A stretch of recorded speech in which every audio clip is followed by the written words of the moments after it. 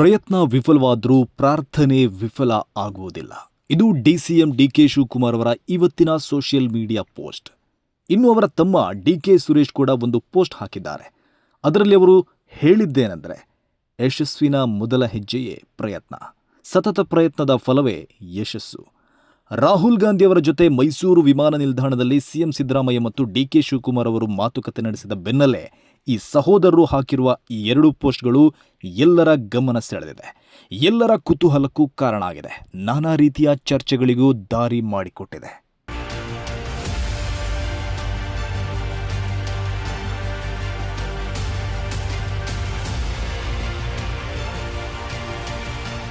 ಹಾಗಿದ್ರೆ ಡಿಕೆ ಶಿವಕುಮಾರ್ ಅವರ ಪ್ರಯತ್ನ ಸಫಲ ಆಯ್ತಾ? ಅವರ ಬೆಂಬಲಿಗರ ಪ್ರಾರ್ಥನೆ ಫಲ ಕೊಡ್ತಾ? ಸತತ ಪ್ರಯತ್ನದ ಫಲವಾಗಿ ಯಶಸ್ಸು ಸಿಕ್ಕೇ ಬಿಡ್ತಾ? ಡಿಕೆಶಿ ಸಿಎಂ ಆಗುವ ಕಾಲ ಸನ್ನಿಹಿತವಾಯ್ತಾ? ಹೀಗೆ ನಾನಾ ರೀತಿಯ ಯೋಚನೆಗಳು ಜನರ ತಲೆಗೆ ಬರ್ತಾ ಇದೆ. ಅಂತಮ್ಮಂದಿರು ಇಬ್ರು ಮಾಡಿರುವ ಪೋಸ್ಟ್ಗಳನ್ನು ನೋಡ್ತಾ ಇದ್ರೆ ಏನೋ ಬೆಳವಣಿಗೆ ನಡೆದಂತೆ ಕಾಣ್ತಾ ಇದೆ. ವರಿಷ್ಠರಿಂದ ಸಂದೇಶ ಬಂದಂತೆ ಅನಿಸ್ತಾ ಇದೆ. ರಾಹುಲ್ ಗಾಂಧಿ ಅವರ ಜೊತೆ ನಡೆದ ರನ್ವೇ ಮಾತುಕತೆ ಬೆನ್ನಲ್ಲೇ ಡಿಕೆ ಸಹೋದರರು ಈ ಪೋಸ್ಟ್ ಹಾಕಿದ್ದಾರೆ ಅಂದ್ರೆ ಡಿಕೆಶಿಯ ಸತತ ಪ್ರಯತ್ನ ಫಲ ಕೊಟ್ಟಿರುವ ಸಾಧ್ಯತೆ ಇರಬಹುದು ಎಂಬ ಮಾತುಗಳು ಕೇಳಿ ಬರ್ತಾ ಇದೆ.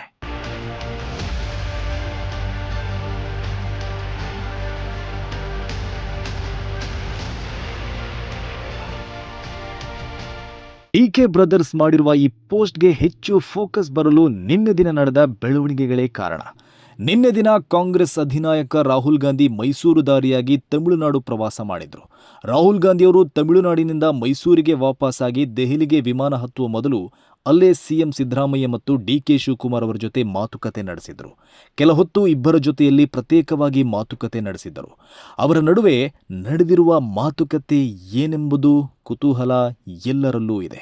ಅಲ್ಲಿ ರಾಜಕೀಯ ಏನು ಮಾತಾಡಿಲ್ಲ ಅಂತ ಸಿಎಂ ಹೇಳಿದ್ರೆ, ನಾಯಕರ ಜೊತೆಗಿನ ವಿವರ ಬಹಿರಂಗಪಡಿಸೋದಿಲ್ಲ ಅಂತ ಡಿಕೆ ಶಿವಕುಮಾರ್ ಹೇಳಿದರು. ಇಲ್ಲಿ ಡಿಕೆಶಿಯವರು ಮಾತುಕತೆ ವಿವರ ಬಹಿರಂಗಪಡಿಸುವುದಿಲ್ಲ ಅಂತ ಹೇಳುವ ಮೂಲಕ ರಾಜಕೀಯ ಚರ್ಚೆ ನಡೆದಿದೆ ಅಂತ ಪರೋಕ್ಷವಾಗಿ ಒಪ್ಪಿಕೊಂಡಿದ್ದಾರೆ. ಮೂಲಗಳಿಂದ ತಿಳಿದು ಬಂದಿರೋ ಪ್ರಕಾರ ಉಭಯ ನಾಯಕರು ನಡೆಸಿರುವ ಮಾತುಕತೆ ಏನಂದ್ರೆ, ಸಿದ್ದರಾಮಯ್ಯನವರು ಸಂಪುಟ ವಿಸ್ತರಣೆಗೆ ಅವಕಾಶ ಕೇಳಿದ್ರಂತೆ. ಅದಕ್ಕೆ ರಾಹುಲ್ ಗಾಂಧಿ ಅವರು ಸ್ವಲ್ಪ ಸಮಯ ಕಾಯಿರಿ ಅಂದಿದ್ದಾರಂತೆ. ಡೆಲ್ಲಿಗೆ ಬನ್ನಿ ಮಾತಾಡೋಣ ಅಂದಿದ್ದಾರಂತೆ.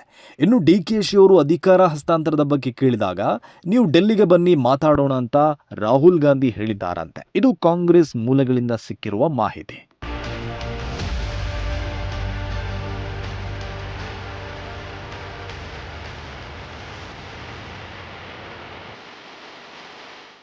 ಸಂಪುಟ ವಿಸ್ತರಣೆಗೆ ಕಾಯಿರಿ ಅಂತ ಸಿಎಂ ಸಿದ್ದರಾಮಯ್ಯನವರಿಗೆ ಹೇಳಿರುವ ರಾಹುಲ್ ಗಾಂಧಿ ಅಧಿಕಾರ ಹಸ್ತಾಂತರದ ಬಗ್ಗೆ ದಿಲ್ಲಿಯಲ್ಲಿ ಚರ್ಚೆ ಮಾಡೋಣ ಅಂತ ಡಿಕೆಶಿಗೆ ಮೆಸೇಜ್ ಕೊಟ್ಟಿದ್ದಾರೆ.